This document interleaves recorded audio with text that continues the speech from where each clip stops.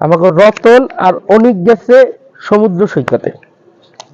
ওকে, এখন অনিক শুনতেছি কি মাইকিং করতেছে যে যদি কোনো কেউ পানিতে ডোবে এই অবস্থায় যদি উদ্ধার করতে পারে 5,000 টাকা। তো অনিক বলতেছে রতনের কাছে, শোন রতন, আমি ডুবতে থাকুম, তুই আমারে উদ্ধার করবি, ঠিক আছে? দুইজনে মিলে 5,000 টাকা ভাগ করে নিব। তো অনিক তো দৌড়ে গেছে, অনেক ডুবতেছে ডুবতেছে ডুবতেছে, ডুবতে ডুবতে ডুইবা গেছে, রতন আর তারে উদ্ধার করতে যায় না।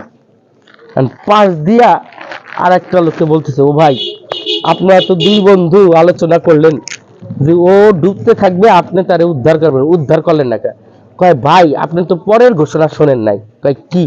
কয় পরের ঘোষণা ছিল যদি কোনো মৃতদেহ উদ্ধার করা যায় তাহলে 10,000 টাকা। তা আমি তো অপেক্ষায় ছিলাম ভাই, ও কোন সময় ডুববে আর মরবে, তাহলে আমি উদ্ধার করুম, তাহলে আমি 10,000 পাবো। বসে ফেলা।